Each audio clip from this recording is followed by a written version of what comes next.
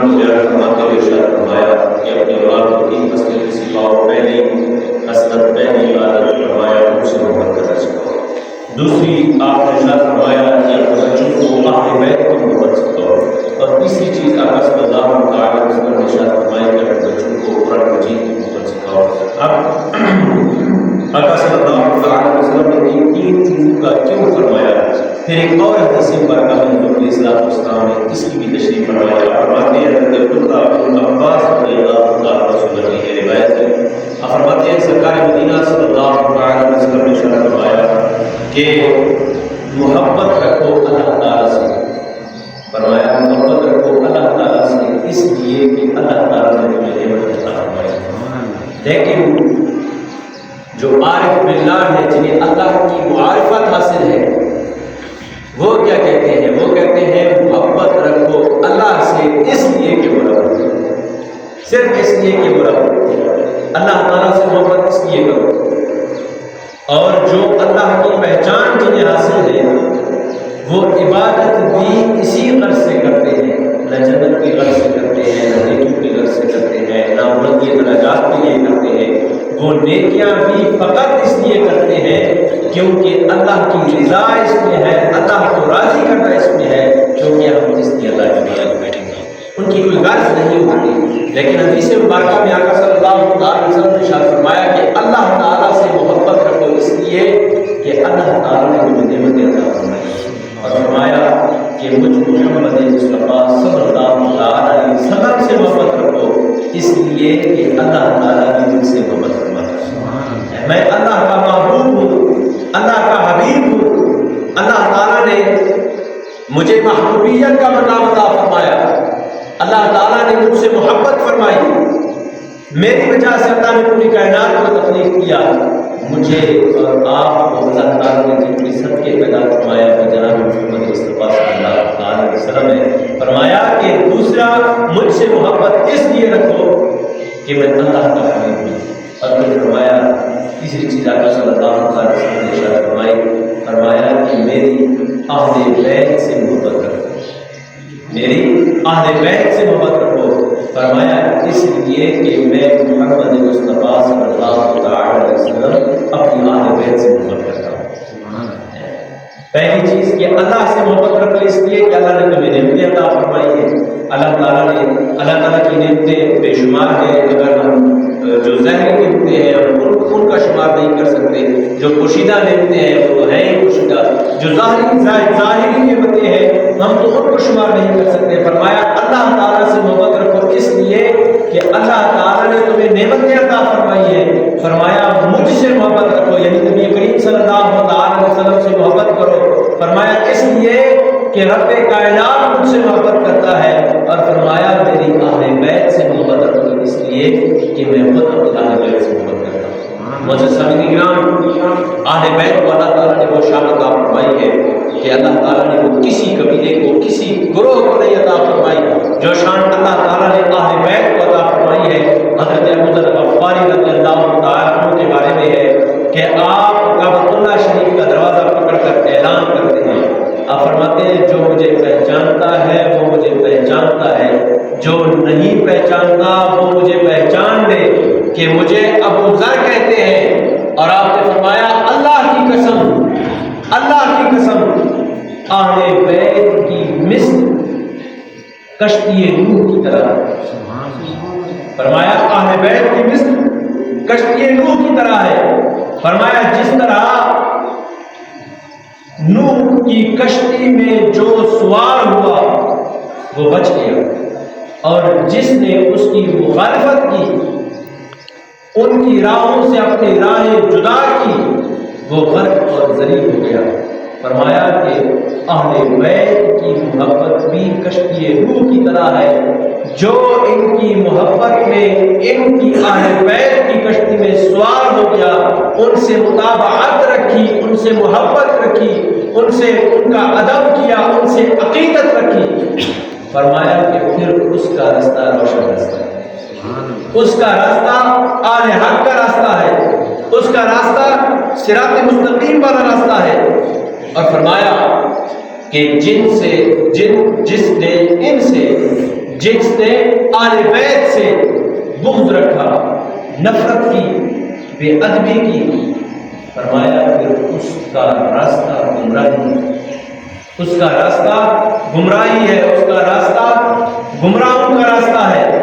فرمایا کہ ان کی محبت ضروری ہے، بلکہ علماء کرام فرماتے ہیں کہ اہل بیت کی محبت ایمان ہے۔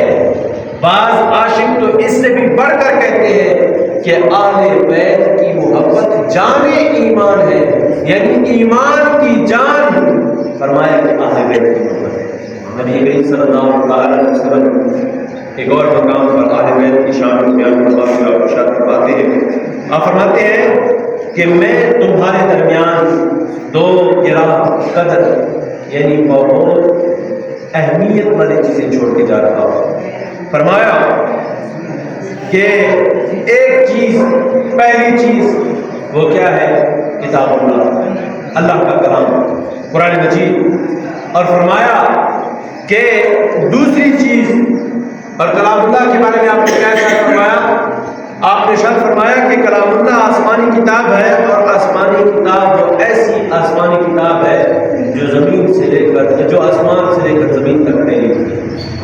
اور آپ نے فرمایا دوسری چیز، فرمایا دوسری جو اہمیت والی چیز ہے، قدر والی چیز ہے جو میں تمہارے درمیان چھوڑ کر جانے والا ہوں، فرمایا کہ وہ دوسری چیز، فرمایا میری اہل بیت ہے۔ اور آقا صلی اللہ تعالی علیہ وسلم نے ارشاد فرمایا کہ کتاب اللہ اور اہل بیت، فرمایا یہ دونوں ایک دوسرے سے جدا نہیں ہیں۔ جہاں اہل بیت ہوں گے، جہاں اہل بیت ہوں گے وہاں کلام اللہ ہوگا، جہاں کلام اللہ ہوگا وہاں اہل بیت ہوں گے۔ اور فرمایا کہ یہاں تک کہ فرمایا کہ یہ دونوں حوض کوثر پر ایک ساتھ رکھے جائیں گے، کلام اللہ کو بھی اور اہل بیت کو بھی۔ شاید نے بڑا خوب کہا، اہل بیت کی شان کو بیان کیا، فرمایا لجپال گھرانہ ہے، نگینوں کی لڑی ہے، اس گھر کی غلامی بھی حکومت سے بڑی ہے۔ فرمایا کہ اہل بیت کا گھرانہ ایسا گھرانہ ہے کہ لجپال گھرانہ ہے۔ فرمایا لجپال گھرانہ ہے، نگینوں کی لڑی ہے، یہ ہیرو کی لڑی ہے۔ فرمایا اس گھر کی غلامی، اہل بیت کی غلامی، فرمایا کہ وہ حکومت سے بھی بڑی ہے۔ اگر کئی حکومتیں تمہیں پیش کیے جائیں اور ایک طرف کئی حکومتیں اور ایک طرف اہل بیت کی غلامی ہو، فرمایا جسے اللہ تعالیٰ نے عقل سلیم عطا کی ہے تو وہ کئی حکمرانوں کو ٹھوکر مار دے گا۔ اصحاب رسول صلی اللہ علیہ وسلم اور آل بیت کی غلامی کو اختیار کرے گا، کیونکہ آل بیت کی غلامی ہی دراصل جو ہے وہ حکمرانی ہے، بلکہ وہ کئی حکمرانوں سے بڑی حکمرانی ہے۔ فرمایا لجپال گھرانہ ہے، نگینوں کی لڑی ہے، اس گھر کی غلامی بھی حکومت سے بڑی ہے۔